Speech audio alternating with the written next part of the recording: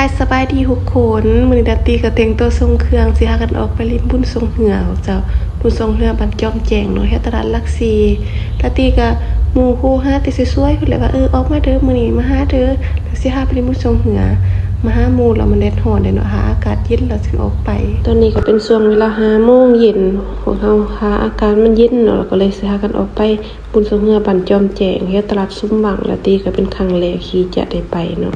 เส้นทางนี้ก็เส้นทางวันมูละตีของเจ้าทางก็ยากช่วงนี้เพราะว่ามันเป็นฤดูฝนเนาะฤดูฝนแล้วก็หนทางบ่ได้เสอะสะของเจ้าเอ้ยเพราะว่ามื้อนี้ก็อากาศร้อนมันยังบ่แห้งตอนแรกมาของเฮาอากาศเย็นนิดนึงเฮาก็ออกไปเนาะขี่รถเลาะลิ้นจุดประสงค์ที่จะไปนี่นะเพราะว่าอยากกินข้าวหลามของเจ้าอยากกินข้าวกำหั่นน่ะหูที่ข้าวหลามของเจ้าเขาก็จะใส่บังนะแล้วที่คิดยากก็ว่ามีส่วนไปเป็น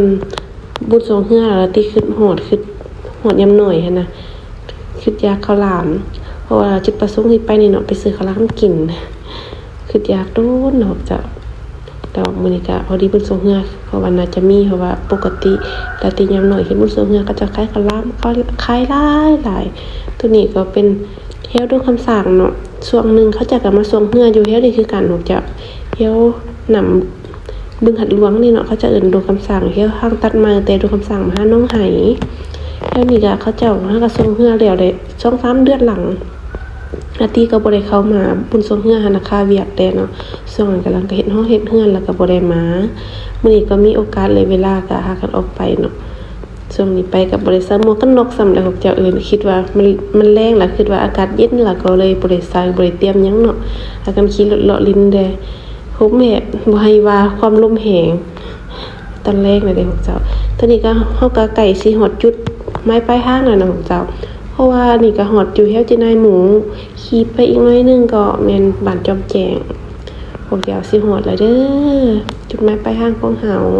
เทศกาลจอมแจงแถวตลาดหลัก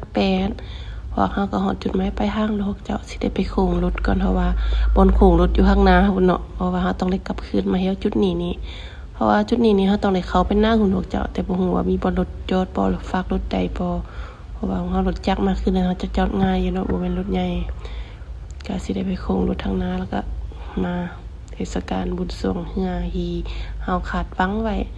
ก็บ่ฮู้ว่าสิม่วนบ่เนาะละติก็บ่ได้มาบุญทรงเฮือดดแล้วพวกเจ้าเอ้ยและแถวนี้ละติก็บ่เคยมาลิ้นบุญแดแถวนี้ก็มีแต่ขี่รถกายขี่รถผ่านเนาะก็กับหมู่ก็สิได้โค้งรถไปจุดหมายปลายทางที่เฮาคาดหวังไว้แต่ก็ขี่รถมาแต่ปอนบ้านโมงมาฮอดพี่ก็10 ปลายกว่านาทีพวกเจ้าก็ใช้เวลาโดนอีกหน่อยนึงเนาะโดนเติบหน่อยนึงช่วงนี้ก็ฮอดแล้วพวกเจ้าแต่เฮาสิซอกฝากรถก่อนเนาะอยู่ข้างหน้ารถเต็มพวกเจ้าต้องได้เข้าไปนั่งไปฝากรถอยู่นั่งเพราะว่าเห็นเขาจะขี่รถเข้าไปก็ได้อยู่แต่ข้างหน้าหันรถเต็มบ่เลยเพิ่นฝากรถนะแต่ช่วงนี้ก็เป็นตะเวนตกดินเนาะพวกเจ้าช่วงตะเวนตกดินแต่ดีแต่ข้างหน้ารถเต็มพวกเจ้าขี่รถเข้ามาก็ไกลเติบขี่รถแต่ข้างหน้าเทศกาลบุญมันเพราะว่าลาติคิดว่าคิดถึกแล้วเอาขี่รถเข้ามาไหนขี่รถเข้ามาพร้อมหั่นน่ะเพราะว่าน่าจะย่างมาก็น่าจะเมื่อยหลายเพราะว่าใช้เวลาก็อยากเดินตึบเด้พวกเจ้าประมาณ 4-5 นาทีพุ่นได้ก่อนจะเข้าไปฮอดเทศกาลตัวนี้ก็ยังบ่ได้ฮอดเด้อพวกเจ้าบ่เขาเจ้าเฮ็ดตัวบุญทรงเฮือแห่หั่นเนาะแต่ขี่เข้าหอมไปด้านหน้าหุ่นอีกตึมพวกเจ้าแล้วหนทางพวกเจ้าเบิ่งถนนหนทางอันโตฮีเขาเจ้าเฮ็ดบุญทรงเหือถ้ามือบ่แซ่บนี่น่าจะพลาดน่าจะลดหลุมนะแต่ตอนนี้จุดฮอดแล้วจะฝากรถแล้วก็ฮอดจุดหมายปลายทางแล้วเฮาก็สิย่างเลาะบุญทรงเหือว่ามีหยังแดเนาะไปหาพี่ชายเบิ่ง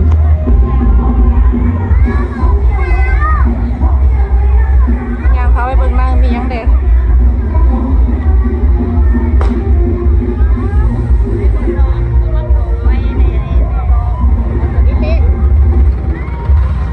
2 หางจ้ะถ้าใหญ่อยู่ได้หน่อยเลยพอไปห้องนี้ซะ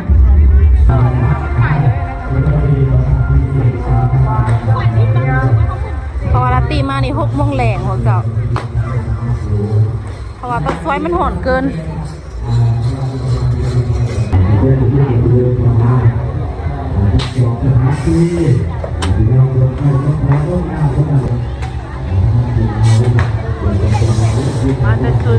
มาแต่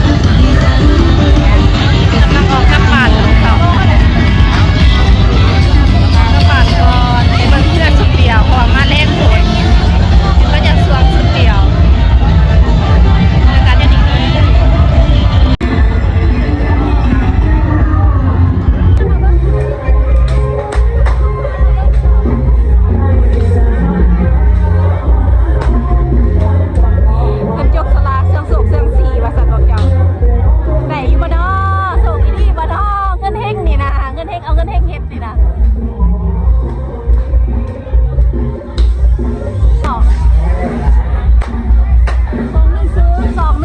บ่มีเอ้ยมาคุยกันถูกประเภทเท่าไหร่263ตีเบสคือเขาหลามแล้วกันบางหนึ่ง25,000อยากกินเขาซื้อตลาดก่อนจะกลับบ้านผมจะเติมพลังกินข้าวเหลาบางหนึ่ง25,000เอง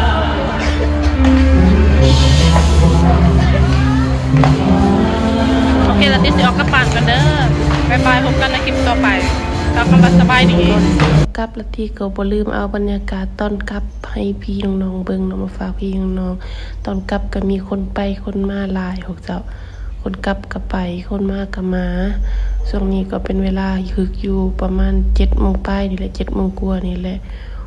ส่วนหลายเขาจะลืมออกกลับหลายคนเนาะแต่มานี้ก็มีหลายคือกันช่วงนี้ก็เป็นบรรยากาศมืดครึ้มล่ะจังใดก็ฝากพี่ๆน้องๆเด้อกดติดตามช่องลาตี้เด้อเจ้าหาลาตี้ว่าอันใดบ่ฮึกหรือว่าอันใดผิดก็ขอโทษขออภัยนำเด้อเจ้าก็อย่าลืมกดติดตามช่องลาตี้สาวเมืองลาวเด้อกล่าวคำว่าสบายดีมิตรภาพที่ดีเด้อเจ้า